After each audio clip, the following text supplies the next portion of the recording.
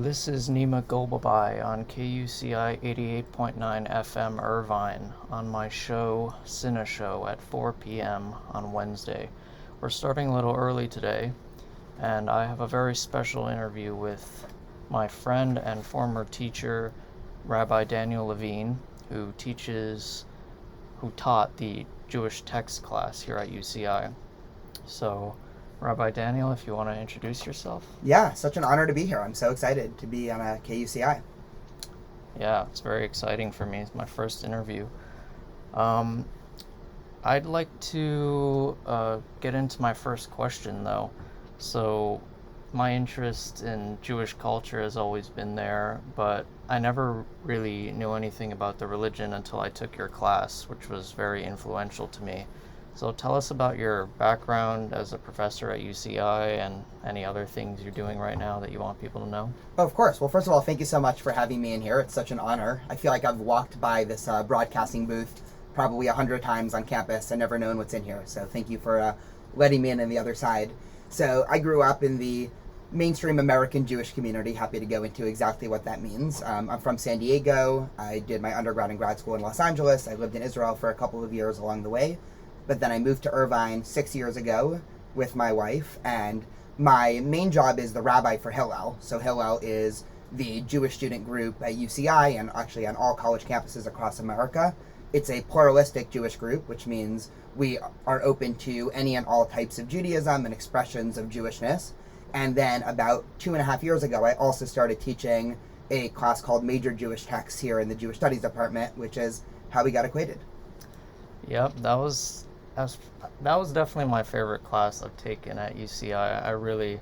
I was really enamored with the religion and so much of it, especially because, I always knew I had some Jewish ancestry in my family, but Judaism as a religion has always been so sort of, I don't know, I've just known nothing about it, and I feel like that's how most people are, especially in Christian countries. I would expect, growing up Muslim, you'd be more acquainted with some of the maybe practices of Judaism, while maybe if you're Christian, you're more familiar with some of the stories. Although I know in the Quran, it's a lot of retelling of the Hebrew Bible. So yeah, it was just really nice to be put on a journey that was more spiritual and interesting after your class. Yeah, well, I'm so happy that you were in the class, and I'll just say, in the American Jewish community, right, Judaism is one of these strange things that's sort of some amalgamation between a religion and ethnicity and nationality, and it's really hard to define Judaism, and even a lot of terms that people use in our modern context are modern words, right? So the word ethnic or religious or nationality, right, those are all words that if you took a time machine back 900 years ago to a village, whether it was in Iran or Yemen or in France or Germany, and you said, hey, what ethnicity or religion are you, right? People would look at you like you're crazy, because these are sort of modern terms that we've made up, usually Eurocentric terms, to describe certain situations, usually that were happening in post-Enlightenment Europe. And so it's actually really difficult to apply a lot of these terms to Judaism. And so a lot of people, especially in America, have this strange view of Judaism where sometimes they call it a religion, but then on Pew poll statistics, right, I think 40 or 50% of Jews in America identify as either atheist or agnostic, so a lot of people are shocked, well, how can you be Jewish and agnostic at the same time? Whereas from inside the Jewish community, right, it's sort of taken for granted that we have this mixture of, some parts religion, some parts ethnic, some parts nationality. And so, yeah, it's such an honor to be able to teach a lot of these texts that open people's eyes to the fact that Judaism is really more than just stories in the Bible, and that, really the Jewish tradition has 2,000 or 3,000 years of literature and nuance and discussion and ideological debate that goes into a lot of what contemporary Jews are today. Yeah, I heard about, I know there's a subset of atheistic Jews that, actually still participate in the religious rituals, just as, a cultural thing, doing Shabbat or whatever, like that. So I feel like Judaism has a connection to its members that no other group of people really has. 100%. Yeah, there's a bad joke. I'm entitled to tell at least one or two bad rabbi jokes on this radio show, right? So a guy, Sam, goes to synagogue every single week, and one time his wife says, "Sam, you've been an atheist since I've met you. Why do you go to synagogue every week?" And he says, "Well, my friend Henry goes to synagogue to talk to God, and I go to synagogue to talk to Henry." And so, right, but it's highlighting this idea that you're talking about, where I would say at least 50%, I mean, again, I'm throwing out a number, so take it with a grain of salt, but many, many Jews who are involved in the Jewish community, if you actually dig down to their theological beliefs, a lot of people will come across as a lot less dogmatic or fundamentalist or certain about what they believe. I would say that's due to two things. One, it's due to the fact that Judaism as a tradition has never been as interested in theology as, say, Christianity, right? So one way to think of this, and you at least even mentioned this a little bit before when you were comparing Judaism to Islam and Christianity, but throughout the formative years of Christianity, you were having a lot of these public, widespread debates about exactly what do we believe about theology, and, all these nuances and different creeds and different churches splitting off because of nuances of belief. And at that same time, Jews were producing what's now known as the Talmud, which is thousands of pages of debate, not really about theology, but about law and ritual and detailed practice. And so Jews have sort of always been more interested. Again, this is a generalization, so it's not true for every single era and every single Jew, but writ large, Jewish tradition has always been more interested in action and doing and ritual than it has been on figuring out, well, hey, Nima, what exactly do you believe about God? What happens after, this life? Is there heaven, etc.? Right, and I feel like that is because Christianity is very concerned with going to hell a lot, so they're very concerned about what you need to do to not go to hell. And with Judaism, it's hell is not even a permanent place, so there's sort of more of an opening for debate of any kind. But whereas if you're Christian, I mean, if you deny the Trinity, it's you're going to a bad place. Yeah, well, just like everything in Judaism, right, hell is a debate, right? So you ask, two Jews, you get four opinions about what hell is. I would say it's even more fundamental than that, right? Christianity is a pure religion. And, right, there's a whole, we can probably talk for 4 hours, we won't, about the academic definition of what religion is. But I said before, right, religion is a word that really is only about 200 or 300 years old. And it was created by mostly Protestant scholars in Europe to try to define what they viewed as a religion, which was Christianity. And so, some of the mainstream definitions of religion, right, this is obviously going to be of no surprise, but a community of people who believe in certain theological or dogmatic principles that then lead them to do certain actions. And that's a fine definition, but that's never really been true for Judaism writ large. And even the development of Judaism, right, you get this classic chicken and egg question, right? Was Judaism first a religion that then evolved an ethnic component, or an ethnicity that then evolved a religious component? So most historians think it was the second one, that there was the people of Israel, and then slowly over the course of hundreds of years, they developed religious traditions and rituals and ideas. And so the people of Israel in some way came before the religion of Israel, or eventually becoming Judaism.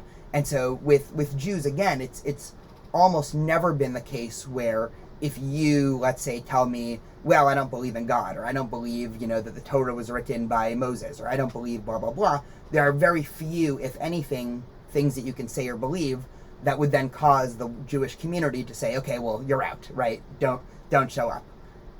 Even to the point, right, just one more story, because it's half comedic and half powerful. There's a famous story that actually Elie Wiesel writes about, right? So Elie Wiesel is probably the most famous Holocaust survivor who wrote a memoir along with other books, but Night is sort of his most famous book. And in one of his other books, so this isn't Night, I'm forgetting which book, he talks about this sort of night in one of the concentration camps where a bunch of religious Jews are sitting around in one of the camps, and they're discussing, how can God allow this to happen? And one of the most senior rabbis that was there stood up and said, this must mean that God doesn't exist, right? I can't imagine that a good God would allow this to happen.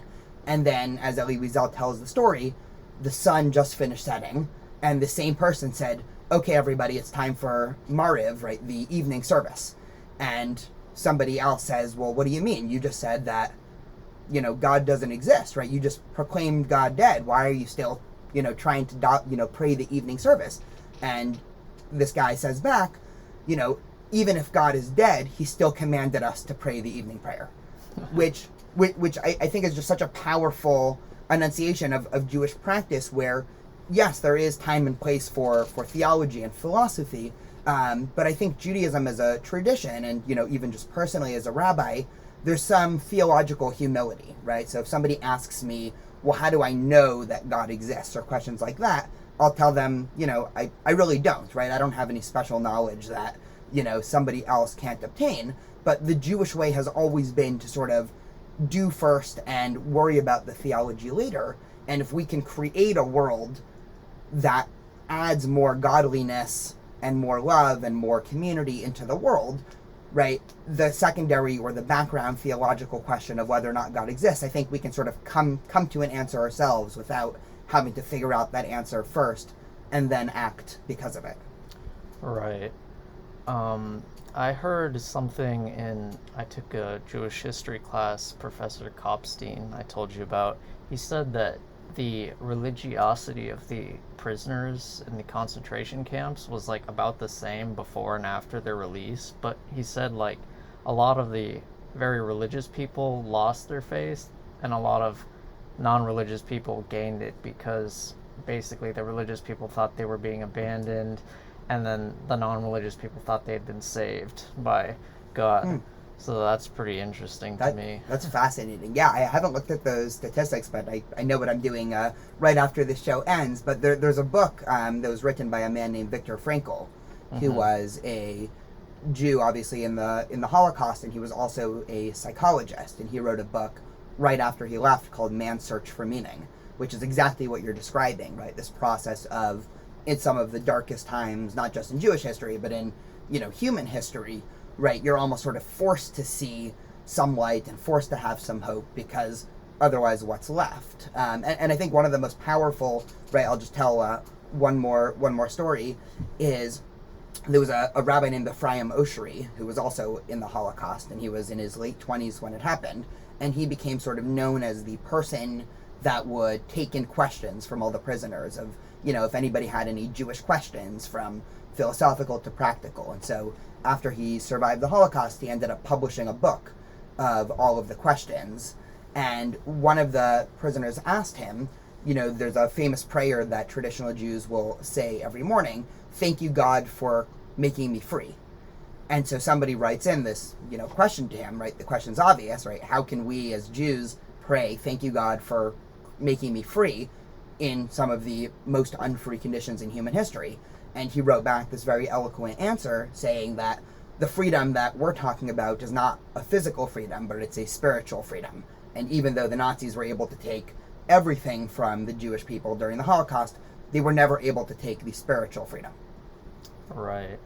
Another interesting thing that we talked about in that class is he talked about, and it's kind of hard for me to like put it to words, but it was like the small towns around the concentration camps were wealthier than like some of the other towns around, and it's theorized that like those small towns took a lot of the prisoners' belongings, and like he said like some weird facts, like how they had better roofs or like stuff like that, and that they were on average like, let's say 50% more wealthy than the towns not closer to concentration camps. So it's kind of so strange how even like German people today are still kind of benefiting from such a huge tragedy in human history.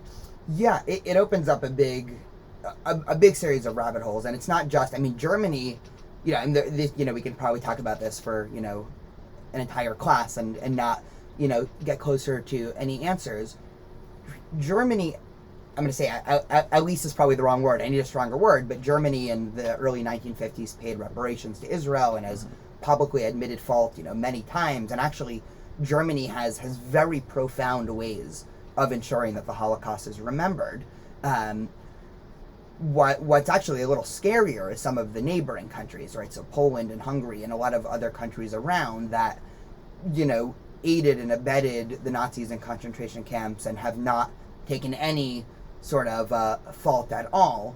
And Professor KUCI knows a ton more about the nuances of the Holocaust than I do. But one of the big things that's still happening today, and this is sort of sad to say, is a lot of the countries in which a lot of the camps existed, now they've turned into almost tourist attractions to some extent. And I'm not saying that as in, people shouldn't visit there, because I think it's important to visit and learn firsthand what happened. But it's this strange situation. And actually, there are some people in the Jewish community, I'll just shout out to my parents as being some of them who feel very strongly about this, they actually, one of my formative, memories or whatever, in high school, my high school takes a trip to the concentration camps. And my parents actually didn't let me go because they don't support, what they call the tourist industry of the concentration camps.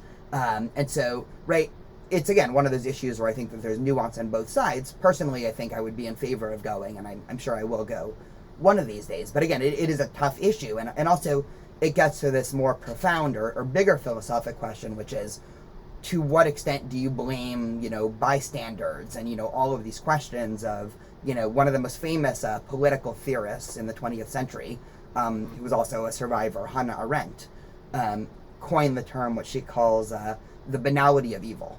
And she coined this after the Eichmann trials, right? So Eichmann was probably one of the most widespread and publicized trials, and it's really when knowledge of the Holocaust entered into, the average person's living room, right? This is, I don't have dates in front of me. I'm going to guess, sometime around 1960, but give or take about 8 years there for anybody who's fact-checking me at home. But she coins this term because during the Eichmann trials, it got out that almost every single person that was complicit in what was happening, aside from the 25 ringleaders at the top, they were just doing one very small piece that the singular action in itself maybe doesn't even seem that immoral, right? So one person was just in charge of repairing the train tracks, and the other person was just in charge of the schedule, and the other person was just in charge of filling up the train with gas. I don't actually think they used gas, right, but whatever the equivalent was, right? And each person could just say, well, I didn't do this, right? I was just doing this one tiny thing.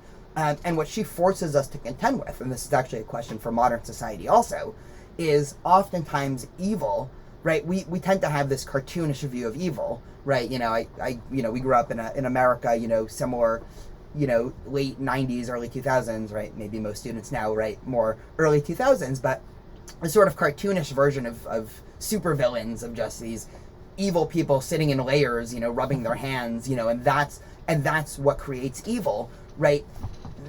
I'm not saying that's not true, right? That obviously exists in some part, but a lot of evil is also created through what, again, Hannah Arendt says, the banality of evil, of just systems and bureaucratic systems that in the end create outcomes that everybody would say are unequivocally evil, but at any one point along the process you can say, well, hey, what's so bad about this?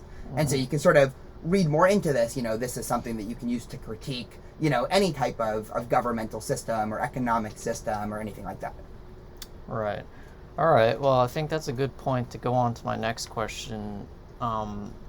It's, why do you think America has been uniquely friendly to the Jewish people when compared to other Christian nations?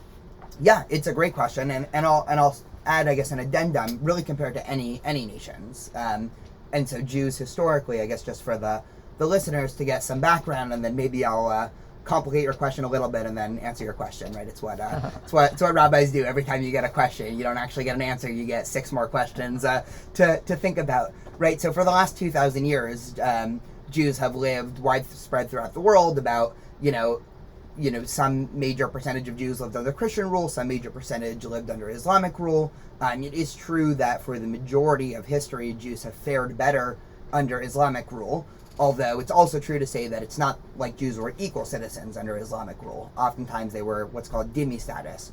So they were basically enshrined second-class citizens, which on the one hand gives you protection and rights, on the other hand, it doesn't give you equal rights. And so one of the reasons why a lot of Jews see America as unique is because from really the outset of America, there was an enshrined premise that Jews and really all peoples are going to be treated equally. The complication there, of course, is that America didn't actually treat everybody as equal from the outset. That said, Jews did definitely fare better in the Americas in the late 1700s and 1800s. And so one way to think about this is there was certainly anti-Semitism in America, in the 1800s and 1900s and even in 2023. That anti-Semitism was almost never enforced from the government down. And so, right, you almost never had cases, right? I say almost because there are a couple exceptions, but where the national or federal government was enshrining anti-Semitism. And so the way to think about it is the Jewish tenure, let's say in Europe, was one from when Europe was in control by the Christian world and the Catholic Church, Jews did not have rights. And then slowly as Europe, went through the Enlightenment and then the Emancipation throughout the late 1700s and early 1800s, Jews considerably got more and more rights to the point where today Jews are treated as equal citizens in Europe, right? There's obviously a lot more complexity there because anti-Semitism then spikes again in the 20th century, right? We don't need to rehash our discussion of the Holocaust, but it's very different to go from a situation where you are lesser to then try to build yourself back up to equal. Sorry, I just hit the microphone. I'm sure the listeners heard a nice thud, right? It's very hard to go from a situation of lesser to equal than it is when you're starting off more on equal footing. And so just because, and this is something that I actually think is important in America today in terms of when we talk about what equality would really mean for all peoples, right? Just because the laws enshrine equality eventually doesn't mean you are guaranteed equality, because there are systems that are put in place before laws of equality are enshrined that create situations where equality might be impossible unless something's done. And that's what happened to Jews in Europe, right? You had 16, 17, 1800 years of systemic anti-Semitism baked into literally everything. And so just because, let's say, Napoleon in 1789 or, Germany and England in the early 1800s all of a sudden get up there and say, attention everybody, Jews are now equal, right? It doesn't mean that the next day when you are, if you're the boss of a, big corporation, or you're the head of a school, or you're the head of a university, it doesn't mean that trickles down into both the average person and also systems. And so one of the reasons why I think America has been seen as uniquely exceptional is because America started off on a vastly different premise, one of equality for Jews. That said, Jews, just like a lot of minorities, right, the road hasn't been perfect in America either, but I do think personally that America has been sort of uniquely exceptional for Jews. Yeah, there's this movie, I haven't seen it, but it's called The Gentleman's Agreement. It's from, I believe, 1942, and it's about a non-Jewish journalist who pretends to be Jewish for like a month, let's say, and he documents like how people start treating him differently. And obviously at the time, there were like clubs for only, no blacks, no Jewish people. And yeah, so it's kind of like a movie from the 1940s that tackles that issue. And I feel like that could only be made in America, kind of. I wouldn't expect that from any other country. Yeah, and again, that was commonplace. I mean, the area that I grew up in San Diego, before the 1960s, it was illegal for Jews to buy property. I mean, so 1960 is not that long ago, right? I mean, it's really, a little bit older than, let's say, our parents' generation. And, again, it was in different locales and, country clubs and different, areas, even universities. I mean, this is going back, to the early 1900s. There were quotas and there were, zoning laws that prohibited Jews from living there. And, despite that, right, this is kind of, right, that just shows how bad it was for Jews elsewhere. Because if that's considered the good and exceptional, right, you can only imagine, right, what was happening in other places in the world. And so, right, there's a lot more to talk about, but we can leave that there. All right, I think we're going to take a short song break, and I'm going to be playing.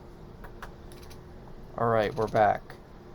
This is KUCI 88.9 FM, and I think I'll get into my next question for Rabbi Daniel Levine, who is a professor at UCI. So can you tell us about the Jewish contribution to the American film industry? Yes, I would love to. I will say at the outset, I'm no film expert, so I know this is a predominantly a film show here, but thank you for inviting me anyway. So this might be a generalization, but I'm happy to talk about specifics and especially maybe some stereotypes. So, to the best of my knowledge, and again, people at home should certainly fact check everything I'm about to say, and as well as everything anybody ever says. But that's another point. Is that sort of on the topic of anti-Semitism, there were a lot of Jews that were barred from certain industries. And I think in the mid to late 1800s, being in show business or acting in film was seen as sort of a derogatory profession. And so one of, just a brief tangent, because I think it gets into this point nicely, a lot of quote-unquote stereotypically Jewish jobs, and everyone can use their imagination, right? Most famously, right, Jews being the bankers and in finance and the tax collectors, a lot of those jobs were seen as menial or unethical jobs that Jews in medieval Europe were oftentimes forced into. And so the fact that there were so many Jews that became bankers wasn't because it was any point in history where all the Jews got together and said, hey, what a great, career would be for a third of us, we should go into banking and accounting, right? It really was because for a whole variety of Christian ideas about the ethics of charging interest and other things like that, right? Jews were sort of forced into certain professions. And so in the medieval world, right, being in a type of actor was, right, if you think about the stereotypical, like, jester, right, in the king's court, right, or being the, the town, what's it called? The town clown? Not the town clown. There's some better word for it. Town fool. Yeah, the town fool. Right. Those were the people who would be brought in and paraded in front of the king and audiences to make people laugh. So like comedy and film and things like that. And so these weren't exactly seen as glamorous. I mean, it's hard to imagine today because today some of our most applauded public figures are comics and are, movie actors and writers and all of these things. And so it was seen as, one, not the same way that it's seen now, and also the couple industries that did exist initially did not want to let any Jews in. So actually a lot of the infrastructure in Hollywood was actually created by Jews, right? There was heavy immigration from Europe to the Americas between 1880 and 1920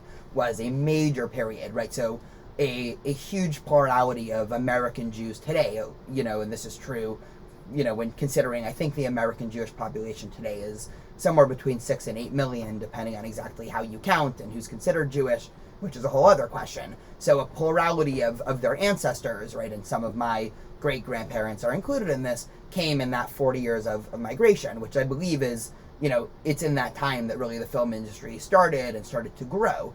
And so the Jewish contribution to what we now know as Hollywood and the film industry was a lot. Right, again, not because of any anti-Semitic notions of the Jews, controlling anything, right, being the puppet masters, but quite literally because they were barred from the few industries that already existed, and it was also seen as a job that was not, the top of society. And so it was almost sort of an accident to some extent. Right, because I know, like, when the film industry was first starting out, it was definitely like considered like lowbrow entertainment, like very lowbrow. But another thing that I know was changed by the Jewish contribution to the film industry is like they were making a lot of like propaganda films originally, like Birth of a Nation and stuff like that, like racist propaganda films. And as I think Paramount and one other studio was like the studios that were managed by Jewish people, and it sort of changed film into more entertainment rather than like I don't know, propagandistic or whatever. Like national media, I guess. So yeah, and I think as far as comedy goes, I think also what you said, like in vaudeville, a lot of Jews from like Poland and Russia came over and they found work in vaudeville, which was another kind of lowbrow profession, like Al Jolson. I don't know if you know Al Jolson. No, I don't. Oh, okay, he's the famous, he's actually famous for being like a blackface performer, but he was like in all these old movies like called The Jazz Singer and stuff, and he was a big vaudevillian comic actor kind of. And in that movie, the jazz singer, it's sort of it's famous for having blackface, but it's sort of completely irrelevant to the plot. The main plot of the jazz singer is basically about a Jewish kid who his dad is like a rabbi, and he's like torn between becoming the cantor for the synagogue and going into like singing, like vaudeville or whatever. Okay. And the movie sort of ends. And no one was pushing him to become a doctor or lawyer? No, no, they were forcing him to do the synagogue singing because apparently he's a good singer and they want him to use his talent.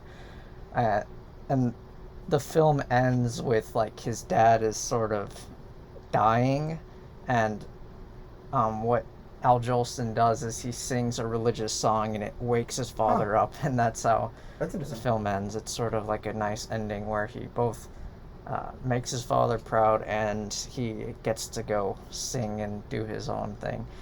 But yeah, and there's like a small part of that film that has blackface in it it's famous for, and it's kind of jarring, but it really is kind of just a movie about sort of the struggle of a non-religious child in a very Jewish home. Wow, no, that sounds great. Yeah, it's a pretty good movie. It's from the 1920s. It's good. Every time I talk to you, I come home with more and more movie recommendations after you realize how woefully unread I am about movies. Yeah. Let's see what my next question I have written down. Oh, yeah. So, do you have any favorite Jewish movies you like? Yeah, I love everything Adam Sandler does. I know that he's extremely quirky, but I find him, I find everything about him extremely, Jewish. I mean, Larry David also, but Larry David's more of a TV show guy than a movie. But, I mean, Curb Your Enthusiasm really epitomizes Jewish humor for me. There are two Adam Sandler movies, just to flag, on sort of opposite ends of the serious and comedic spectrum, is his movie Uncut Gems, which came out maybe 2 years ago, I think is really powerful, and I think tackles some difficult questions in the American Jewish community in terms of, a lot of businesses and business ethics and things like that. On, again, the opposite end of the seriousness spectrum, Don't Mess with the Zohan is always has always really just been one of my favorite movies. I think I watched it in high school first, and then have watched it, almost every single year religiously, and I find it, both hilarious, but also some of the messaging is profound at the end. I mean, I think that it sort of is, again, a very overly simplistic description of everything that's happening, and it is very stereotypical, but in the very Adam Sandler-y sense, right? I think it is getting at deeper truths. Another movie I just wanted to flag, because I actually just recently watched this, and found it also very funny and insightful, is Seth Rogen's movie, American Pickle, where just sort of the premise, for listeners who haven't watched, is you have this Eastern European pickle merchant who is in Eastern Europe, and it's the late 1800s, and he somehow gets frozen in a vat of pickle brine or something, and time travels to modern times and meets up with his great-great-grandson, and they're both played by Seth Rogen, so it's hilarious. Where on the one hand, Seth Rogen's a modern guy in the 2020, and another Seth Rogen is an old Jewish pickle merchant, but it's about their relationship, and again, it explores these bigger ideas about modernity and secularization and religion and the feeling that a lot of people have in modern society, where people don't feel a sense of identity and don't feel belonging to any sense of a wider story or community, which again, right, I think this movie does very well, because it's funny enough that you can convince your average person to watch it, but then it's provocative and insightful enough to, I think, drive home some of those deeper messages. Yeah, definitely. In terms of my favorite Jewish films, they're probably like all comedies. I've watched Woody Allen movies, and I would say my favorite is one of his movies that's kind of hard to watch. You have to buy a disc. I gave you a copy, but I don't think you've watched it. You did? Well, I haven't found a disc yet, so that we can give a public call on radio if anybody has a disc. What is it? It's a DVD? Blu-ray player. Blu-ray, okay. Yeah. So that movie's probably my favorite. It's called Crimes and Misdemeanors, and what I like about it is all his movies are definitely culturally Jewish, but what I like about Crimes and Misdemeanors is it has like this religious component, and sort of the tagline of the film is, like, "Don't you think God sees?" Which is basically it's about this Jewish doctor who commits a murder. And his family was religious growing up, and he's haunted by this phrase that I think his father told him about God's eyes. And he's haunted when he commits a murder that everything he's doing is being like documented against him. And it's quite all Woody Allen movies, and I think it's a comedy mostly. It's his more serious film, but it does have comedic elements. It sounds like a comedic Jewish version of Dostoevsky's Crime and Punishment. Yes, it is very much like a Russian tragedy, depressing kind of thing, and it's very cynical because it follows basically two separate stories of Martin Landau's character and Woody Allen's, and they meet at the very end. And basically, Martin Landau's character, who's a murderer, he gets off like with less punishment than Woody Allen's character, who's more of an honest guy who sort of is very kind and upfront, and he gets like crushed, and then the guy that does the murdering goes off free, and it's a very powerful film. I really like it. Okay, you've inspired me again to try to get a Blu-ray player. I'll watch it, I promise. Yeah, it's a really great movie. Let's talk about, I don't know, this is kind of old news, but it's relating to Kanye West posted on Instagram that Jonah Hill in 21 Jump Street made him like Jewish people again. So, what do you think about that? What do I think about that? One, I think the whole Kanye situation was sad and to some extent represents a lot what's wrong about media. Right, this is separate from the Jewish angle, right? You have somebody who's obviously struggling with a mental illness, and instead of people being worried to try to get him the help that he needs, everyone who, ran anything in media, whether it be, big media news corporations or even like, private individual podcasters said, oh, how can we book him to, have him say his crazy things. So I think that was really sad. I think a lot of the anti-Semitism that he was, the virulent anti-Semitism that he was spewing is also sad, which, again, goes to the fact that I think the stereotypical Jewish anti-Semitic canards or notions, right, are very much alive, I think, really everywhere, right? And this gets to the point we're talking about before, right? It can't be the case, and it isn't the case, that Jews were the victim of anti-Semitism in all walks of life for 1800, 1900 years, and all of a sudden, Jews are magically cured because it's been, 80 years since the Holocaust, right? And I say that a little facetiously, but, right, there still is obviously a lot of anti-Semitism, and one of the unique things about anti-Semitism, which often makes it difficult to pinpoint, is that anti-Semitism really can be morphed into any ideology. So there could be owing to this sort of multifaceted nature of Jewish identity, right? Are we a religion or an ethnicity or a nationality? Anti-Semitism can take the form of anti-religious, anti-ethnic, right, racist, anti-nationalistic, right, and all of these things. And so some anti-Semitism is in the form of blaming Jews for being, too far left. Some is blaming Jews for being too far right, the capitalists or communists. Other anti-Semitism is actually saying that the Jews aren't inferior. The Jews are actually superior and sort of the puppet masters behind everything, which was very much the type of anti-Semitism that Kanye West was publicizing, which again, when you have somebody with tens of millions of followers, right, it's obviously dangerous, right? So whether or not I think watching a Jonah Hill movie, I vaguely remember 21 Jump Street, right, from when I was in high school or college or whenever it came out. I remember it being good. I don't know why that's the one movie that would cure someone's anti-Semitism, but... I know. It is a pretty good movie. I watched it a long time ago. But the thing about Kanye that surprised me is, it all seemed, almost so generic, and he was almost, checking off all the boxes of the most generic things to say. But one thing that surprised me is he blamed his doctor for diagnosing him as bipolar, and he was he was a Jewish doctor, and I was like, So you're telling me if you had an African American doctor, you wouldn't be bipolar? That kind of seemed like he went out of his way to like target somebody's like ethnic background as if like he was the victim of some grand plot. Yeah, again, with Kanye, I mean, this is, and I'm still hashing these thoughts in real time here, to some extent because of the diagnosis, right? It doesn't excuse what he says, but I think he really wasn't. You know, there's obviously a question in ethics or in philosophy or in a court of law, right? Whether or not, you know, something was predetermined or prearranged or something was, you know, a crime of passion or whatever, all of these things, right? So it does make an ethical difference. Let's just use a brand new example, right? And this is going to be, you know, I'll give a trigger warning here because I'll use a little bit of a horrific example, right? Somebody murders somebody.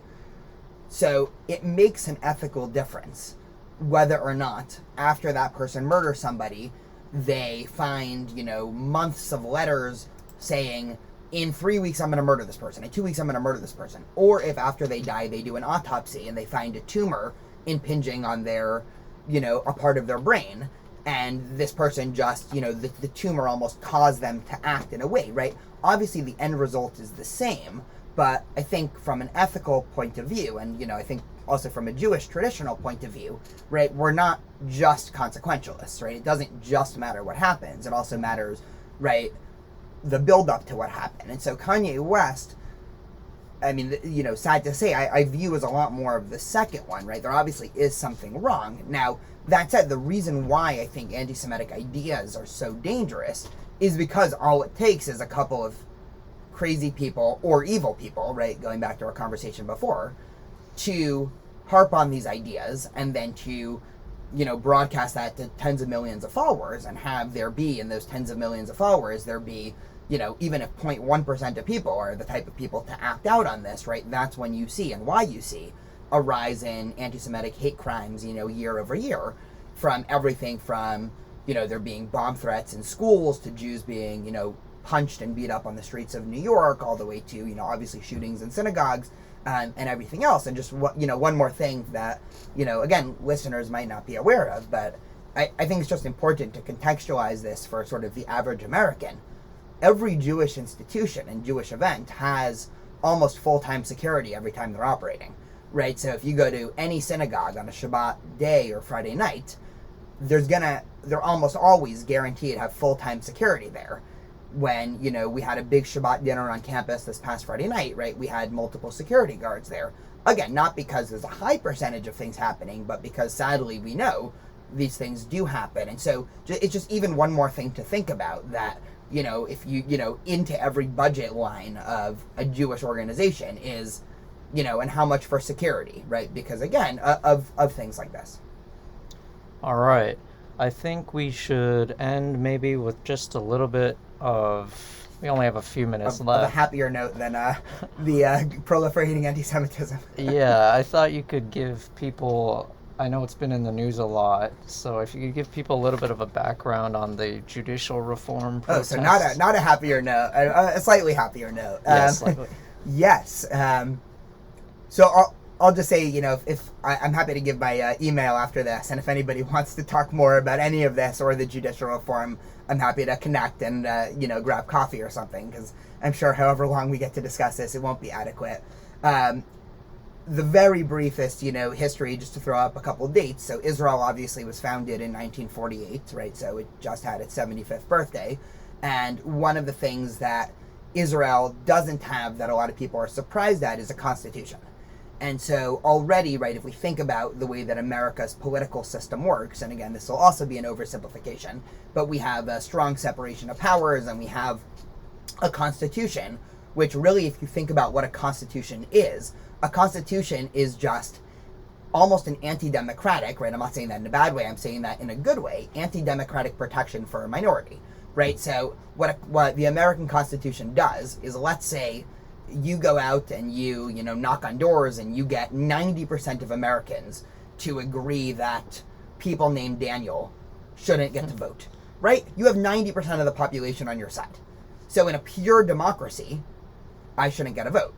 But what the Constitution does is basically, right, if Congress tried to pass such a law, which of course they wouldn't, right, the Supreme Court, based on their interpretation of the Constitution, would basically say, well, hold up there, guys, right, there is a value or an idea that is greater than the majority's right to vote it away. So that's what a constitution is. So Israel doesn't have one, which already from the outset makes Israel more of a democratic, right? There's a better way to say it. I'm just not thinking of it, right? But a country that the majority vote has more power than, say, in the American system.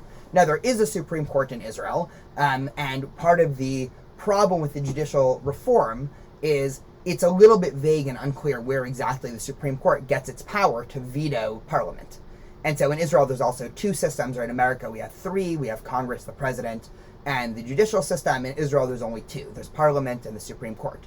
And so the Supreme Court, based off of the Israeli Declaration of Independence, which was probably never meant to be taken as a legal document, and other laws passed known as basic laws, which are laws that parliament passes that are enshrined with more importance than, normal laws, over the past 30 years, right, oftentimes vetoes what the Israeli parliament does in ways that, personally, I agree with, right? So my disposition, right, I'm more of a liberal when it comes to a lot of these issues, but a lot of the Israeli right has been becoming increasingly upset over what's been happening, because what they're saying is, well, every time we try to do something, the Supreme Court, based off of no real, backing, is vetoing what we're doing.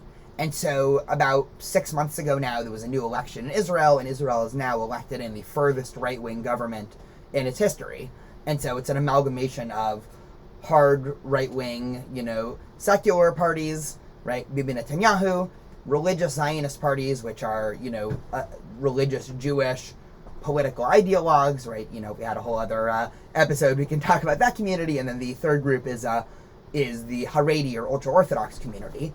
And these groups are trying to pass this major overhaul bill, which, if they actually get what they wanted, or what they want, will basically neuter the Supreme Court to the point where even a majority vote in Parliament will be able to override the Supreme Court, which will effectively mean that all checks on powers will collapse. And one of the hallmarks of a liberal democracy is having a checks on power. And so what we've been seeing in the last, half a year, in Israel, is these massive protests. And Israel's had some of the, the biggest protests in Israel's history, of tens of thousands, if not millions of people coming into the streets saying, we are not going to stand for this. And right now, right, it's been pushed, I think, to a mid to late May. I'm not sure the exact date. So anybody here who's interested in this can sort of stay tuned. Even if you just Google Israel judicial reform, you can probably read enough articles to keep you busy all summer. All right, that was very interesting, and a bit of a end to our discussion where we talked about stuff in current affairs. We talked about Daniel's job as a professor and a rabbi at UCI, and we touched on some Jewish films that we both enjoy. But thank you guys for tuning in. I'll be on next Wednesday at 4 p.m. because I'm with you to the end of the line. Can I say one more thing real quick? For anybody who wants to be in touch, my email is dlevine21@gmail.com, and come out and learn more about the Jewish community. Come for Shabbat, take a Jewish studies class, and thank you again for having me, Nima. You're welcome, anytime.